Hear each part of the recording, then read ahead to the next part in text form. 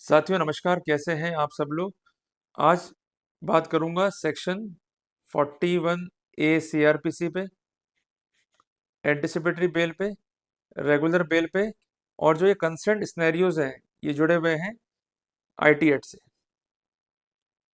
कई बार क्वेरी आती है आपकी कि आईटी एक्ट के तहत जो है पुलिस ने गिरफ्तार कर लिया है और लोग कह रहे हैं कि इस जन्म में जो है बेल नहीं मिलेगी। तो क्या बेल नहीं मिलेगी? ये प्राइमरी क्वेश्चन है, नंबर वन। दूसरी बात, गिरफ्तार तो नहीं किया है पर एप्रीहेंशन ऑफ अरेस्ट है, तो क्या एंटिसिपेटरी बेल लगा दे या नहीं लगाए? क्लियर है। तीसरी क्वेरी आती है कि इन मामलों में 41A सीआरपीसी का लाभ मिलेगा या नहीं मिलेगा। देखिए, 41A सीआरपीसी के बारे में क्वेरी इसलिए करते हैं आप लोग क्योंकि आपका मानना ही होता है कि अगर नोटिस मिल गया है 41A सीआरपीसी का तो पुलिस जो है अरेस्ट नहीं कर सकती।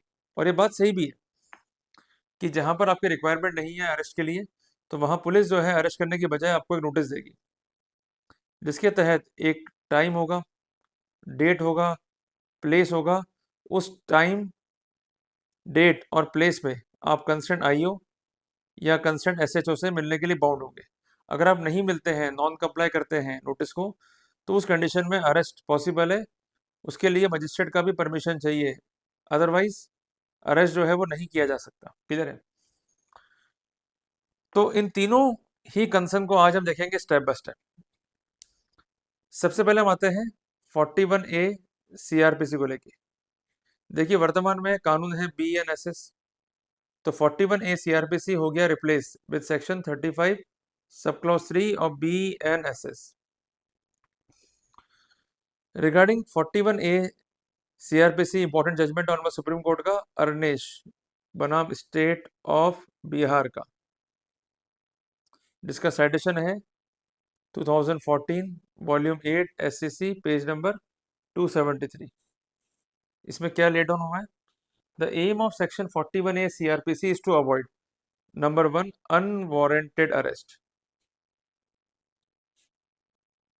Number 2 mechanical arrest. पुलिस किसी को भी जबरन गिरफ्तार नहीं कर सकती, साइक्लोस्टाइल वे में जो है गिरफ्तार नहीं कर सकती। गिरफ्तार करेगी तो रीजंस जो है देने होंगे। इसके अलावा अगर आप section 35 sub clause 1 sub clause BNSS को पढ़ेंगे तो क्लियर होगा कि ग्राउंड्स क्या है अरेस्ट के। प्लस जब भी अरेस्ट करेंगे तो वहां पर रीजंस को रिकॉर्ड करना होगा। अगर ये कार्रवाई नहीं करती है पुलिस तो अरेस्ट अपने आप में ही गैर कानूनी होगा। तो कुल मिला के मंशा क्या है कानून की कि किसी भी रूप में गैर कानूनी गिरफ्तारी नहीं हो, गिरफ्तारी के समय कारण का उल्लेख हो। तो इसलिए कहा गया कि अगर अरेस्ट की रिक्वायरमेंट नहीं है तो ऐसे सिनेरियो में पुलिस ऑफिसर रिक्वायर्ड है to issue notice directing the accused to appear before him at specified time, date and place. Concern accused की ड्यूटी है to follow the concern notice. अगर वो फॉलो नहीं करता है तो वहां पर कॉर्सिव एक्शन जो है लिया जा सकता है। रिगार्डिंग 41A सीआरपीसी जजमेंट है ऑनरेबल इलाहाबाद हाईकोर्ट का भी, जो कि डायरेक्टली एप्लीकेबल है to the offences under IT act. Judgment का नाम है अनुराग गुप्ता बनाम स्टेट ऑफ यूपी। जजमेंट का डेट है 9 दिसंबर 2020। जजमेंट प्रोनाउंस किया है ऑनरेबल इलाहाबाद हाईकोर्ट ने। पिटिशन नंबर है 24060/2020। तो पहला केस जो है डिस्कस कर लिया हमने कंसर्निंग 41A सीआरपीसी। अब आते हैं हम एंटिसिपेटरी बेल पे। जैसे कि मैंने आपको बताया भी, एंटिसिपेटरी के लिए दो रिक्वायरमेंट है, offence must be non bailable, दूसरी बात है एप्रीहेंशन ऑफ अरेस्ट। पर एक पॉइंट हम इसमें और एड ऑन कर रहे हैं, वो है कि जो कंसर्न ऑफेंस है जिसमें आपको फंसाया गया है, इम्प्लीकेट किया गया है, इट इज टोटली फॉल्स। और इसको स्पष्ट करने का बाहर या बर्डन जो है वो आप पर है, मीन्स अक्यूज पर है कि ये फॉल्स कैसे। और इसके लिए उसको कुछ ऐसे तथ्य रिकॉर्ड में रखने होंगे जिससे संदेह पैदा हो। क्लियर। साथियों, considering anticipatory bail in IT act offences, judgment है ऑनरेबल सुप्रीम कोर्ट का, जिसका नाम है रिपू बनाम स्टेट ऑफ महाराष्ट्र। जजमेंट का डेट है 13/12/2022। SLB नंबर है 9860। 2021 और अपील नंबर है 2265/2022। अब आपके माइंड में एक प्रश्न आ रहा होगा कि पिटिशन नंबर 2 बार कैसे आ गए।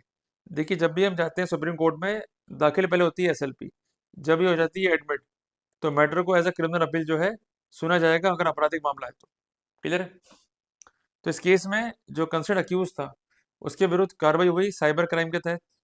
मामले में वो चार्जशीट हुआ। He applied for the anticipatory bail, it is granted because custodial interrogation was not required. और एक बात ध्यान रखिएगा कि जब भी हमारे खिलाफ एफआईआर है तो वहाँ घबराने का नहीं है। सबसे पहले ऑफेंस को देखो, पनिशमेंट कितना है उसको देख लो। अगर पनिशमेंट 7 साल से कम है तो वहां पर आप एलिजिबल है 41 सीआरपीसी के लिए। अगर ये बेनिफिट नहीं दिया जा रहा है तो हम जा सकते हैं एंटिसिपेटरी के लिए। और कई ऐसे फैसले हैं जहां पर लाभ दिया गया है आरोपी को एंटिसिपेटरी बेल का। अब तीसरा जो केस हम देखेंगे वो है रेगुलर बेल का। जब गिरफ्तार होगा तो लोग कहेंगे भाई आपकी बेल तो इस जन्म में होगी नहीं, मामला गंभीर है। तो इस पॉइंट पर जजमेंट है ऑनरेबल आंध्र प्रदेश हाईकोर्ट का। वरी कोटी मारुति रेड्डी बनाम state of Andhra Pradesh. Judgment का डेट है 17 अक्टूबर 2022। इसमें जो कंसर्न अक्यूज है इस पर एफआईआर हुई थी धारा 153A, 504, 505, 506 आईपीसी के तहत। इसके अलावा 67 आईटी एक्ट को भी जो है लगाया गया था। एलिगेशन क्या था कि इन्होंने पोस्ट किए हैं डेरोगेटरी रिमार्क अगेंस्ट जजेस ऑन सोशल मीडिया। इन्हें जो है गिरफ्तार किया गया था। उसके बाद चार्जशीट फाइल हो गई थी और इन्होंने जो है बेल को लगाया। इनका कहना ये था कि लंबे टाइम से जो है मैं जेल में हूँ, इन्वेस्टिगेशन जो है ओवर हो चुका है, रिकवरी जो है पेंडिंग नहीं है, और मामले में जब इन्वेस्टिगेशन पूरा हो गया है, कोई मुझसे जो है रिकवरीज नहीं होनी है और कोई भी फर्दर इन्वेस्टिगेशन नहीं होनी है, तो ऐसे सिनेरियो में keeping me in the confinement would violate my fundamental right. तो इन्हीं पॉइंट्स को देखते हुए इन्हें जो है बेल का लाभ दिया गया था। क्लियर हो गया अपने को? तो कुल मिलाकर के तीनों केस हमें क्लियर हो गए, चाहे केस हो 41A सीआरपीसी का, चाहे मामला हो रेगुलर बेल का, चाहे मामला हो एंटिसिपेटरी बेल का। क्लियर है? Concerning the IT act offences. तो जब भी आप बेल को आर्ग्यू करते हैं, आप लोग क्या करते हैं, जल्दबाजी में बेल को लगा देते हैं। ये गलती मत करो, एफआईआर को पूरा पढ़ो। मैं आपको टिप्स बता रहा हूँ, एफआईआर को पूरा पढ़ो। ऑफेंस जो भी आप पर एलिज्ड है उसमें कितने बेलेबल हैं, कितने नॉन बेलेबल हैं, पहले तो हमको ये आइडेंटिफाई करना है। क्लियर है? फिर जो ऑफेंस नॉन बेलेबल है उसमें पनिशमेंट क्या है उसको देखना है। फिर आपका रोल क्या रहा है उसको देखो। अगर रोल इनडायरेक्ट है तो वहां पर प्लस पॉइंट है। क्लियर है? क्योंकि ये केस है सर्कमस्टेंशियल एविडेंस का, everything is required to be prove. Clear हो गया? और इसके अलावा जो भी सर्कमस्टेंसेस फाइल पर है उसके आधार पर निष्कर्ष क्या है, इसको पूरा पढ़ के समझ करके फिर आप बेल को लगाओ तो आपको सफलता मिलने के चांसेस रहेंगे। जल्दी मिलते हैं एक नए टॉपिक के साथ। टिल देन, जय हिंद, जय भारत।